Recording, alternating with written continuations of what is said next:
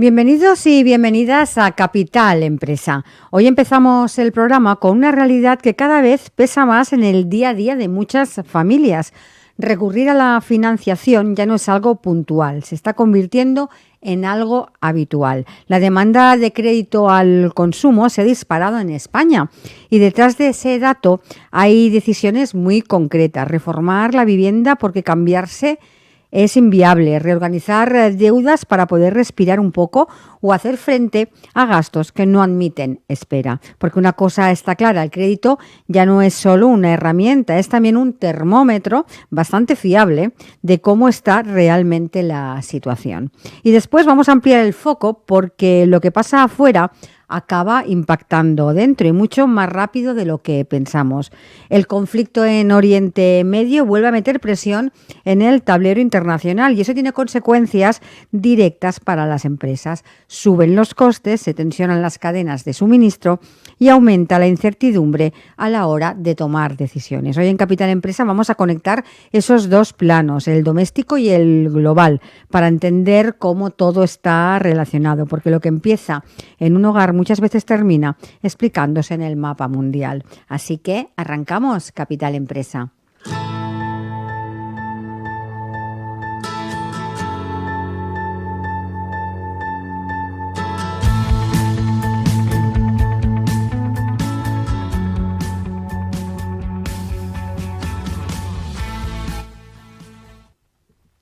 En miles de hogares españoles se está produciendo un fenómeno que, aunque es silencioso, habla mucho de nuestra realidad económica. Mientras se discute sobre inflación, tipos de interés o crecimiento, hay una cifra que lo resume todo. La demanda de crédito al consumo se ha disparado más de un 130%. Detrás de ese dato hay decisiones muy concretas, familias que reforman su casa porque mudarse es imposible, personas que organizan sus deudas para poder respirar o incluso quienes se ven obligados a financiar gastos de salud que no pueden esperar. Hoy queremos analizar qué está cambiando, por qué está ocurriendo y sobre todo qué dice todo esto del momento económico que estamos viviendo. Y lo hacemos con una de las plataformas que mejor conoce esta realidad desde dentro, Préstalo.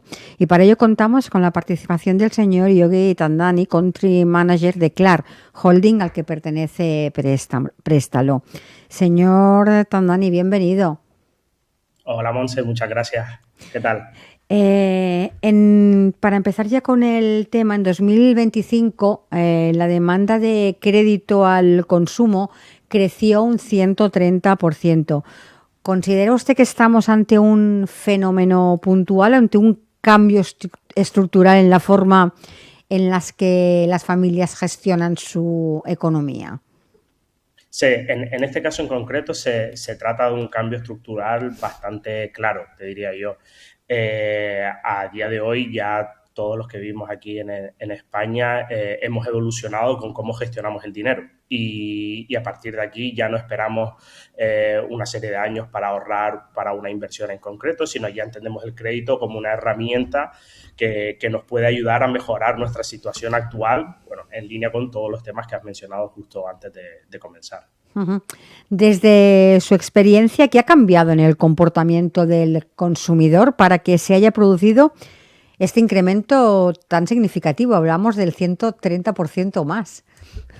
A ver, en líneas generales hay una situación macroeconómica que hemos vivido en el mundo, que viene a raíz del COVID. A partir de ahí empiezan a subir, bajar tipos de interés. Luego todo el tema de las guerras en diferentes partes del mundo también. Y eso ha hecho que, bueno, nos exijamos un poco más y tengamos un poco menos miedo de cara a lo que es pedir un préstamo. Entonces, a día de hoy, todo el usuario medio es mucho más práctico, es más digital y ya sabe que no es necesario ir a su oficina de toda la vida, como hacían en antaño, sino que ahora mismo sabemos que tenemos un poco más de poder, que podemos comparar y que podemos elegir. Entonces, valoramos ese aspecto de poder decidir nosotros y ya no que sea otra persona quien decida por nosotros. Y disponemos de mucha más información que hace una serie de años. Uh-huh. Se habla de bajadas de tipos de interés y de la presión en la inflación, pero ¿qué pesa más actualmente? ¿La oportunidad de financiarse o la necesidad? Aquí te diría que estaría casi al 50-50. Veo un poco de equilibrio. Es verdad que la bajada de tipo de interés nos trae una oportunidad que es la que hace que el crédito sea barato y de ahí la insistencia en esas ofertas agresivas por parte de las financieras para que el usuario pueda aprovecharse de ellas. Pero luego, por otro lado, tenemos la inflación y este aumento del coste de la vida que muchas familias en concreto no pueden seguir adelante debido a ello. Y de ahí que utilicen el crédito como una herramienta o un puente para mantener su estilo de vida, porque la subida de los salarios no se ajusta de inmediato a esta inflación y no se ajusta para todas las personas. Hay algunas empresas que sí lo ajustan a la inflación y otras no. Y esto es un problema. También es importante, bueno, tenemos claro, ¿no?, que ha aumentado mucho la demanda, pero también es importante tener claro en qué se está utilizando ese dinero. La reforma del hogar encabeza las solicitudes de estos préstamos. Esto quiere decir que estamos viendo cómo muchas familias optan por mejorar su vivienda en lugar de cambiarla tal y como está el mercado del habitaje en nuestro país. Sí, sin lugar a dudas, sin lugar a dudas. Ya, bueno, el tema de la vivienda es un tema relevante en este país y con el precio de la vivienda subiendo por encima del 10%, y a esto si le sumamos la falta de oferta, mudarse es un desafío financiero enorme, y lo que nosotros nos hemos dado cuenta es que cuando hablamos con el usuario que viene a pedir un préstamo, ya vienen mucho más preparados de lo que venían hace 5 años o hace 10 años. Son mucho más inteligentes, saben para qué quieren solicitar el dinero, cuál es el objetivo final, y les compensa mucho más reformar su propiedad actual que irse a una nueva hipoteca o a comprar una nueva vivienda con los precios que hay ahí fuera ahora mismo. En esta situación casi podríamos decir que reformar la vivienda se ha convertido más en una decisión económica que en una cuestión de confort. Totalmente, totalmente. Aquí, como ya vengo diciendo desde el inicio, estamos más preparados que hace una serie de años. Creo que aún nos falta, creo que aún podremos seguir mejorando en este aspecto, pero se trata completamente de una decisión económica. Además, revalorizan su vivienda actual y a partir de aquí pues ya empiezan a ver en qué aspectos quieren decidir reformar o decidir utilizar ese dinero para la reforma. Nos encontramos con casos, la mayoría de los casos con los que nos estamos encontrando son baños, cocinas y sobre todo sistemas de eficiencia energética. Al final este es el aspecto fundamental, porque si una vez entrados en este tipo de reformas saben que a futuro sus gastos pueden verse reducidos en las facturas mensuales de suministros y demás. Hablábamos de entender en qué se utiliza este crédito, y no todo va evidentemente a las reformas. Gran parte también, y ya representa un porcentaje importante, se destina a la reunificación de deuda. ¿Le preocupa que estemos ante un aumento del sobreendeudamiento? En este caso no necesariamente, es decir, efectivamente hay una parte que está sobreendeudada y de ahí que suba el porcentaje de la reunificación de deudas, pero en muchas ocasiones, incluso en países anglosajones, el que se reunifique una deuda es síntoma de una inteligencia financiera por parte de las personas. Imaginaros teneros varios pagos dispersos con diferentes tipos de interés y unificarlos todos y tener un único pago es, digamos que de alguna forma, poner la casa en orden. Y lo que nosotros vemos desde Préstalo es que las personas quieren gestionar mejor su presupuesto. No siempre tiene que ser porque estén ahogados o sobreendeudadas, sino que más bien enfocado a optimizar todos sus gastos y en consecuencia tener un mejor estilo de vida. Si hablamos de aquí, de España, de nuestro país, ¿es realmente una solución eficaz o en muchos casos es un alivio temporal? Es una solución eficaz si se hace con cabeza, es decir, nos permite reducir la cuota mensual, que esto es lo que al final del día más nos suele preocupar a todos, ganar un poco más de oxígeno y comenzar de nuevo la rueda de ¿vale? Seguimos teniendo un préstamo, pero ahora está unificado bajo una serie de condiciones en concretas. Si luego volvemos a caer en el error de tener que solicitar otros préstamos, allí ya sí que es verdad que no es una solución eficaz, ya termina siendo una solución temporal para volver a entrar en la rueda de posiblemente sobreendeudarnos. Y otro de los del ámbito donde el crédito también aparece como dato es la de que se destina a los gastos sanitarios. ¿Qué lectura hace usted de ese dato?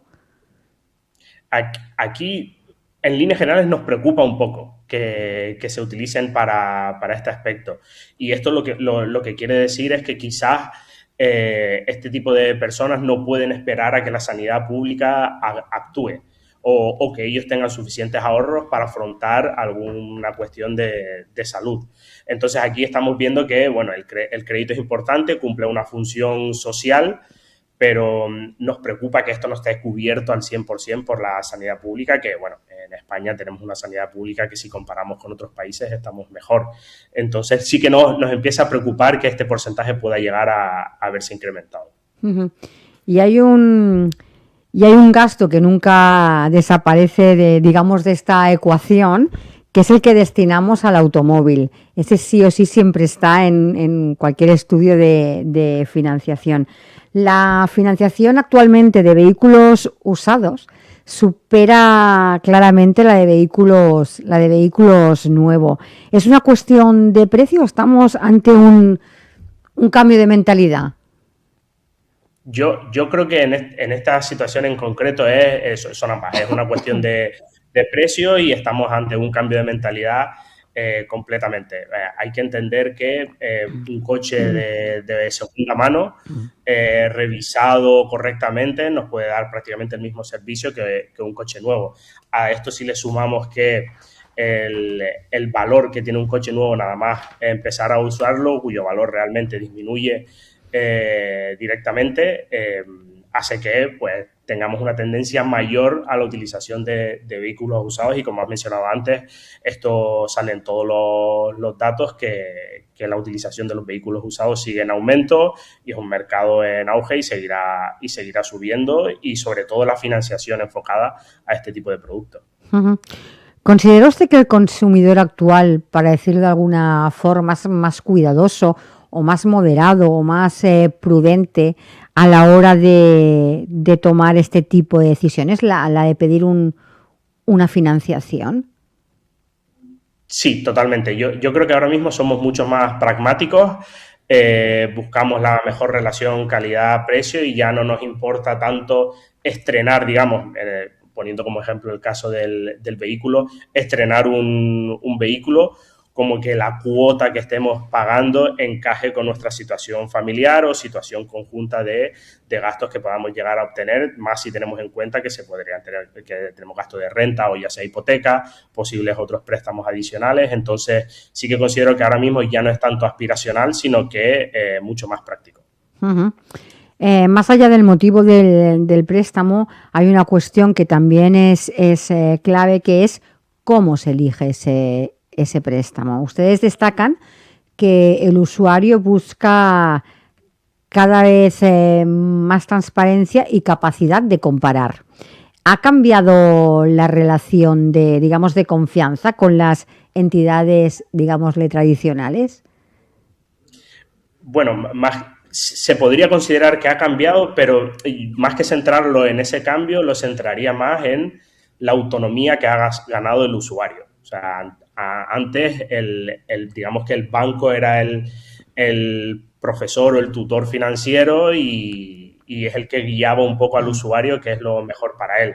Y a día de hoy te diría que la autonomía que tiene el usuario es prácticamente completa, porque tiene acceso a mucha más información que antes, sabe que puede comparar, es decir, que ya no tiene por qué conformarse con la oferta que le dé su banco, sabe que puede ir y comparar, ya sea por su propia cuenta o en plataformas digitales como la nuestra aquí en Préstalo, y sobre todo que puede ahorrar mucho dinero y tiempo.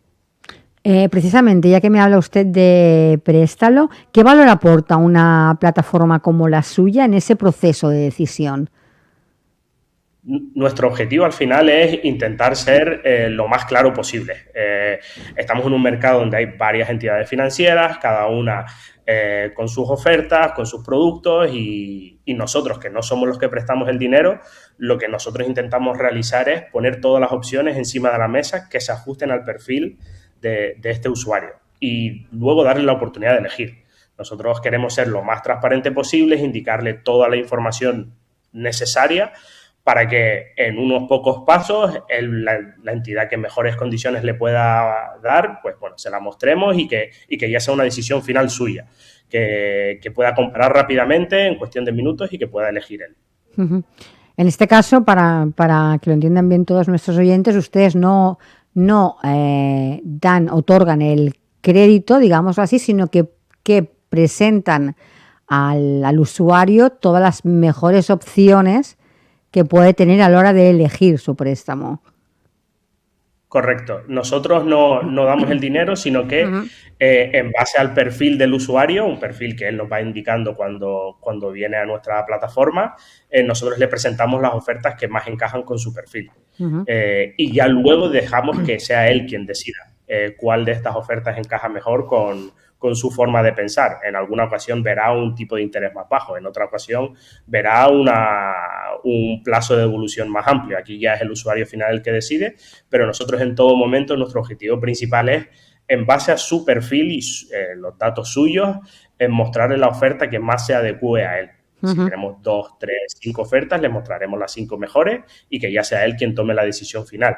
Y esto es una cuestión que no le ocurre si va a su banco de toda la vida. Si va a su banco, tiene la oferta de su banco, puede ser mejor o peor, pero esa es la oferta que tiene y si quiere comparar, pues tendría que ir a otro banco. En nuestro caso, con el mismo proceso, mucho más ágil, en cuestión de minutos, podría ya tener a su disposición varias ofertas y ya es una decisión suya después si decide continuar o no. Estamos hablando de plataforma, estamos hablando de perfil, entendemos por lo tanto que todo esto es una operación que se realiza online. Cuando hablamos de tecnología, ¿qué aporta esta tecnología? ¿Cómo está facilitando ese acceso más claro y eficiente al crédito? En este caso en concreto, si vemos la diferencia con respecto a cómo se venía haciendo antes, ahora mismo la tecnología lo que ayuda es que no tengamos que estar llevando una carpeta de papeles al banco con todos nuestros documentos para que luego el banco decida analizarlo en un día, 2 días o el tiempo que corresponda. A día de hoy, gracias a la tecnología, con una serie de datos podemos tener acceso a la vida laboral del cliente, a sus nóminas, a su declaración de la renta. Esto lo que permite es elaborar rápidamente un perfil en tiempo real que pueda tener el usuario y en base a dicho perfil presentarle las ofertas que más se adecúen a él. Y a partir de aquí ya es él quien puede decidir. Entonces hemos cambiado a lo que viene siendo una operación con tu banco en cuestión de muchas horas o incluso días a una operación que puede ser en cuestión de minutos. Hemos cambiado a tener que llevar documentos impresos, papeles y demás, a que simplemente de forma digital, siempre y cuando el usuario dé su consentimiento, se puedan analizar una serie de datos suyos y a partir de ahí presentarle las ofertas que más se adecúen a él. Y siempre será él el que tome la decisión final. Será él el que, viendo las ofertas, diga, oye, me interesa esta, me interesa esta otra, o quiero seguir buscando, porque también existe esa opción. Uh-huh. ¿Cuánto tiempo lleva Préstalo en el mercado? Pues Préstalo ahora mismo lleva casi unos 7-8 años de forma activa, operando. Pertenece, como hemos dicho al inicio, al holding Klar, que es un holding de Suecia, y el holding Klar en España también es dueño de la plataforma digital de hipotecas llamada Finteca. Entonces, nosotros en España lo que intentamos conseguir es facilitar el acceso a financiación a todos los usuarios, desde un producto de préstamos personales hasta cualquier producto hipotecario que nos ayuda mucho a entender sobre todo cuál es el sentimiento del mercado, cómo se sienten los usuarios y qué es lo que buscan realmente. Y en línea general la tendencia que vemos es eso. Los usuarios son mucho más responsables, vienen más informados y si no están informados quieren informarse y agradecen mucho que les demos varias opciones. no que solo exista una única opción y sobre todo que pueda tener alternativas. En lo que hemos hablado antes de la reunificación de deuda, muchas veces vienen a pedir un préstamo, saben que es una situación difícil y nos indican que tienen otros préstamos. Entonces ya en vez de ofrecerle el préstamo en sí, le ofrecemos una solución de reunificación de deudas y salen más contentos de lo que ellos esperaban incluso. Porque en este momento, ¿cómo nos definiría usted el perfil de sus usuarios? Pues mira, tenemos al final todo tipo de usuarios, son los que nos llegan a nosotros, pero el tipo de perfil que más suele solicitar una serie de préstamos personales van entre los 40 y los 55 años aproximadamente.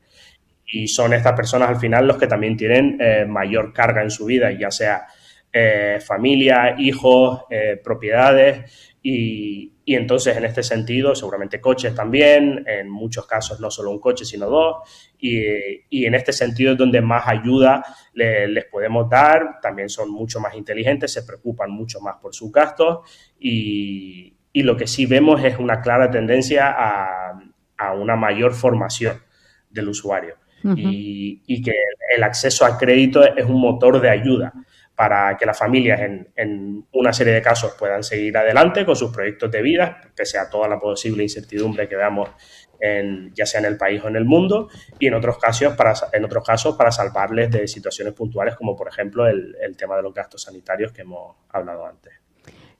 Señor Tandani, un par de preguntas ya para finalizar. Con el escenario actual, diría que el crédito ¿es más una herramienta de apoyo para las familias o un indicador de tensión económica?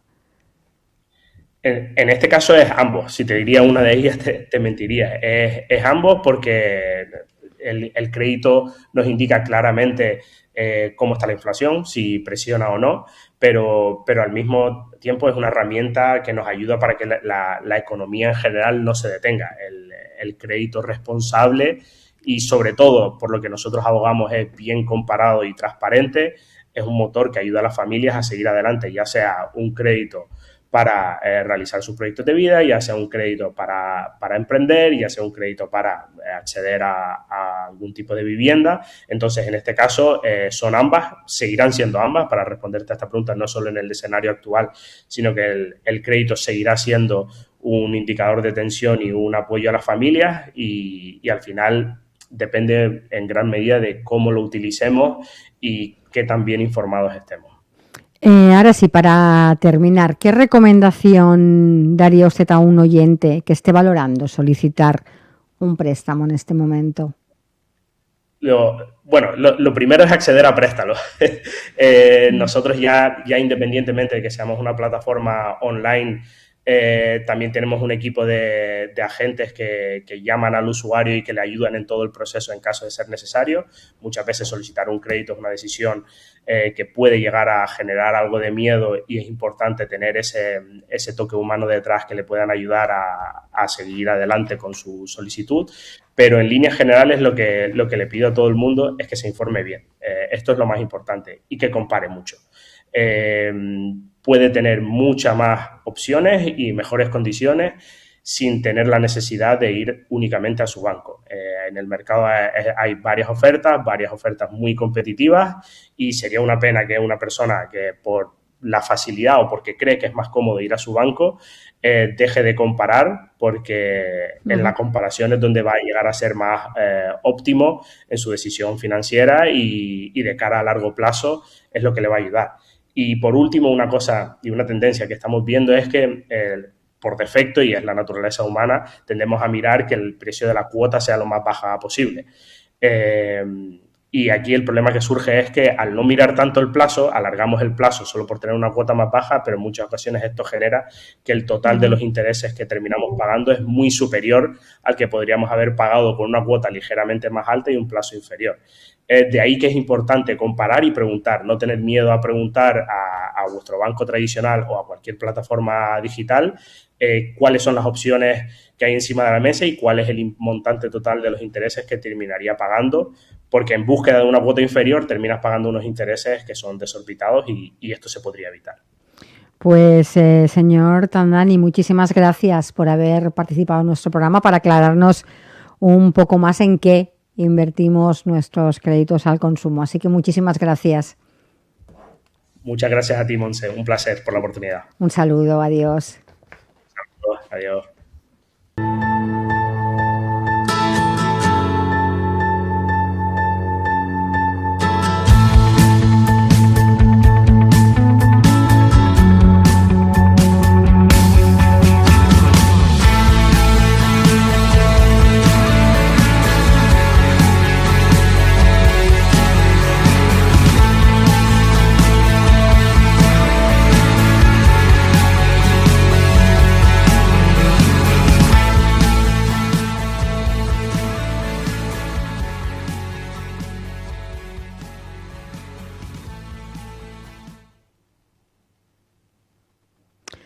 Hoy en el programa vamos a poner el foco en un conflicto que está sacudiendo algo más que la geopolítica.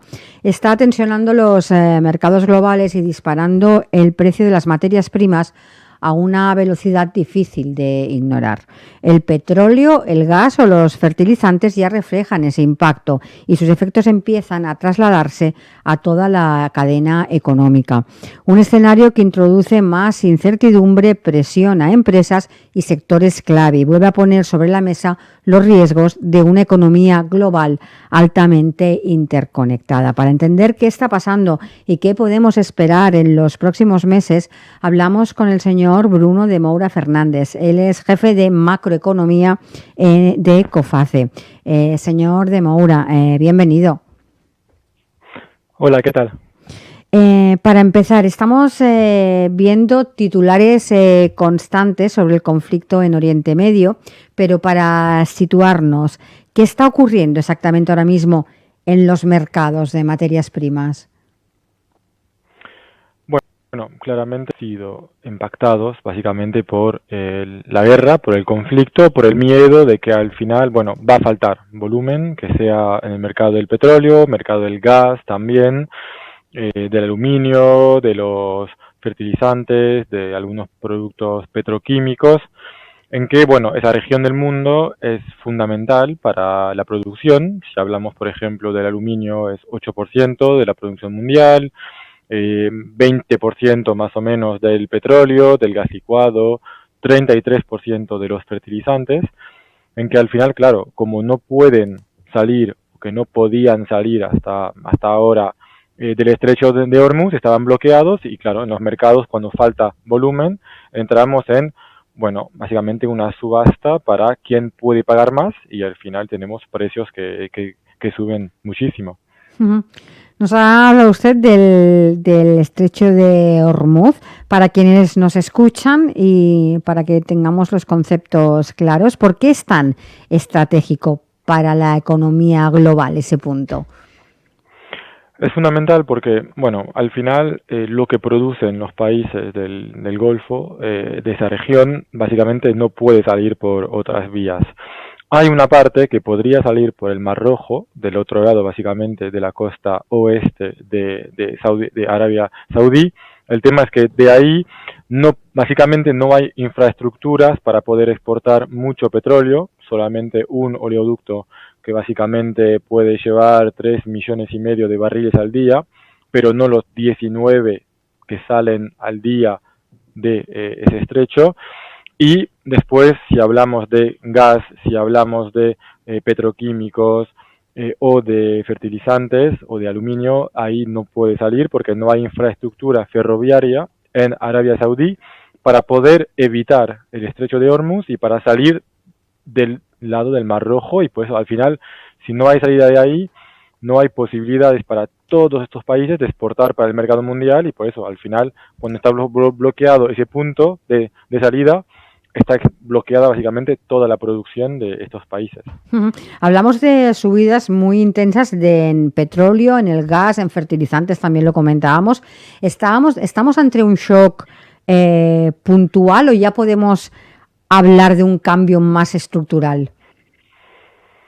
Bueno, más se extiende el conflicto y más dura y más se puede hablar al final de un impacto que va a durar también.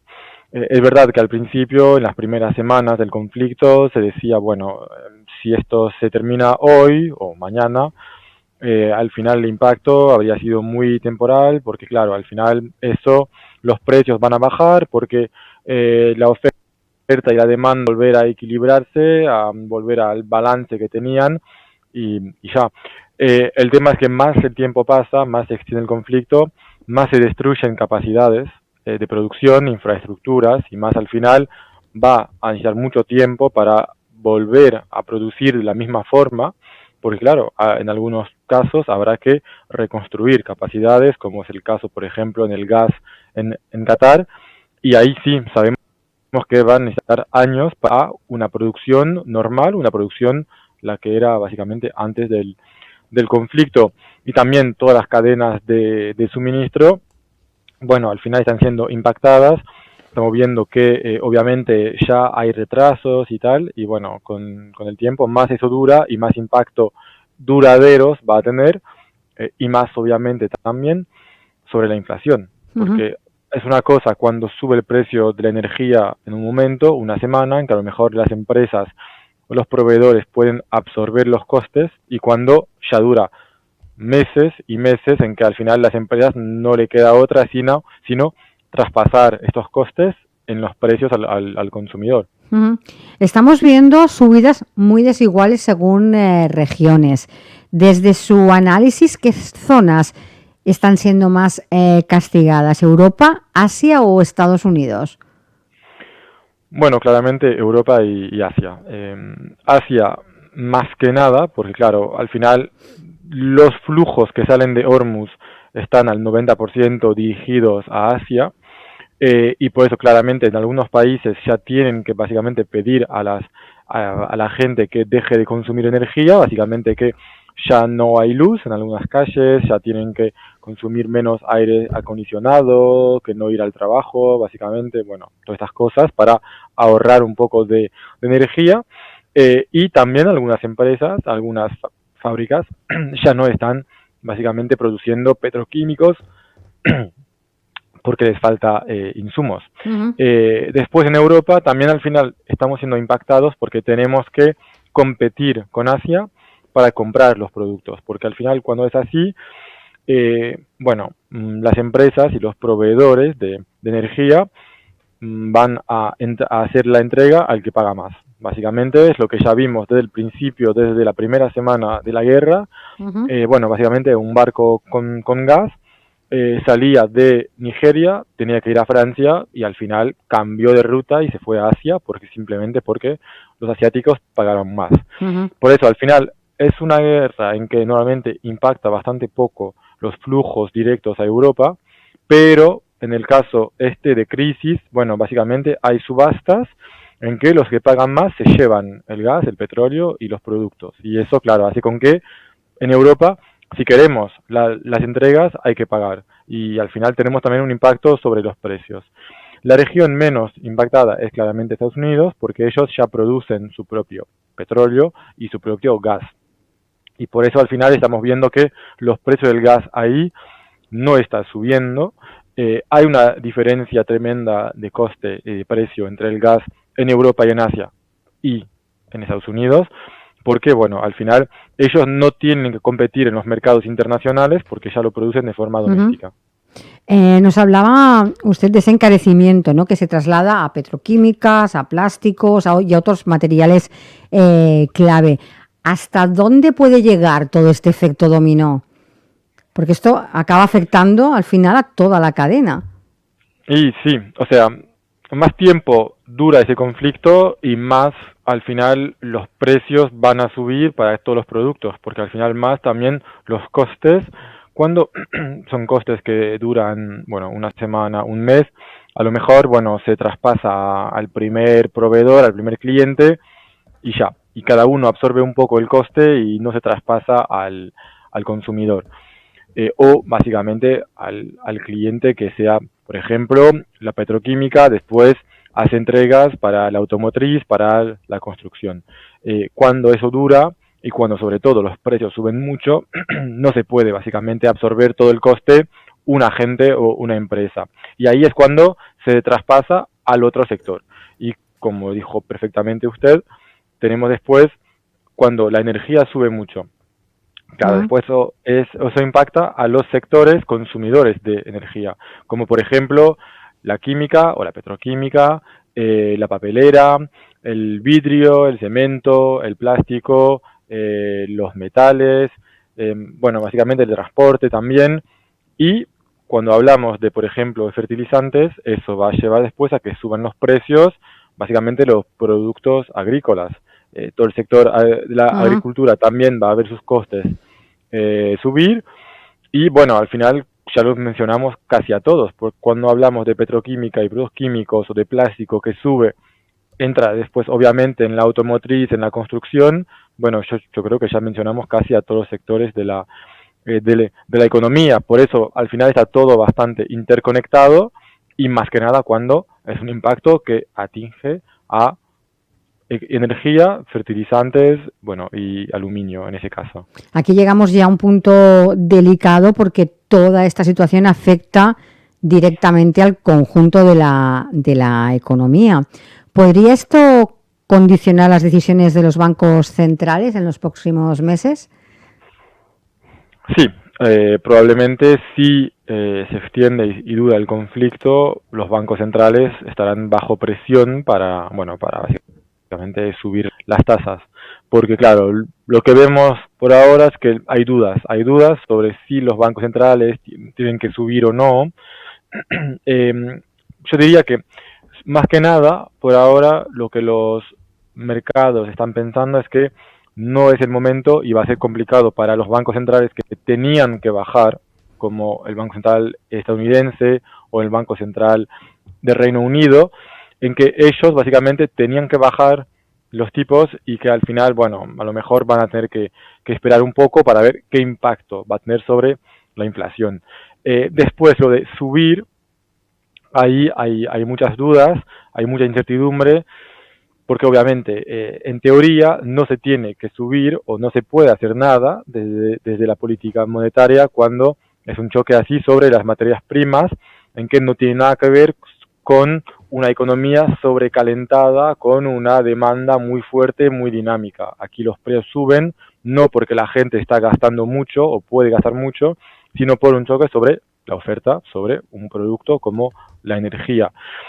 Pero también hay presión, y ya lo vemos, de los mercados, porque claro, tienen miedo de que al final llegamos a la misma inflación que en 2022, y tienen miedo de que, bueno, al final las anticipaciones, las expectativas de los mercados y de los hogares se básicamente anticipen un poco una inflación más alta, y que por ende al final están pidiendo más sueldos más altos y tal, y etcétera, etcétera. En que al final ahí es cuando pueden subir y tener un impacto los bancos centrales, es para un poco bajar las expectativas de inflación de la gente y de las empresas. Desde su punto de vista, ¿estamos hoy mejor preparados que en crisis anteriores o seguimos siendo igual de vulnerables? Bueno, hay un factor que, es estructural, que es que, no tenemos petróleo, no tenemos gas o poco gas en Europa, en que al final estamos todavía dependientes y vulnerables sobre las importaciones de estos productos, de estos combustibles. Eso es una vulnerabilidad estructural que tendrá siempre Europa, de por sí.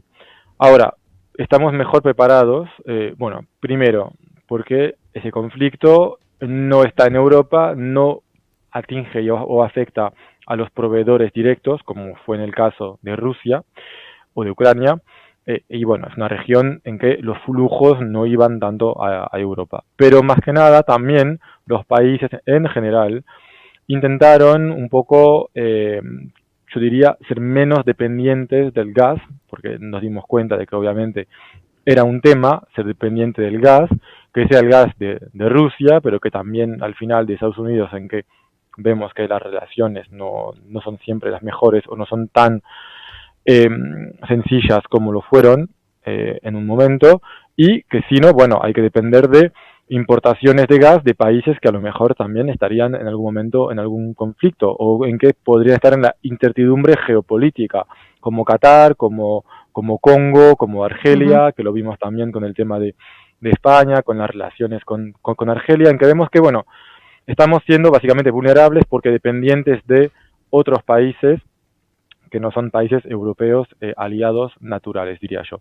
Entonces, claro, algunos países como España apostaron bastante en las renovables, Sí. en que claramente ahora vemos que la producción de electricidad en España antes del 2022 dependía alrededor de un 40% y ahora solamente un 18%, lo que permite básicamente durante muchas horas del día y más en días en que hay mucho sol, no depender del gas para producir la electricidad, lo que hace con que el precio de la luz no suba tanto como fue el caso en 2022, en que teníamos que utilizar el gas en cualquier momento del día o casi, y claro, cuando es así, es la energía más cara que básicamente decide del precio de la luz. Y ahí sí yo creo que hay menos vulnerabilidad porque hay más países que apostaron en renovables o, bueno, en el caso de Francia, siempre nuclear, para producir la electricidad sin tener que utilizar el gas en cualquier momento del día.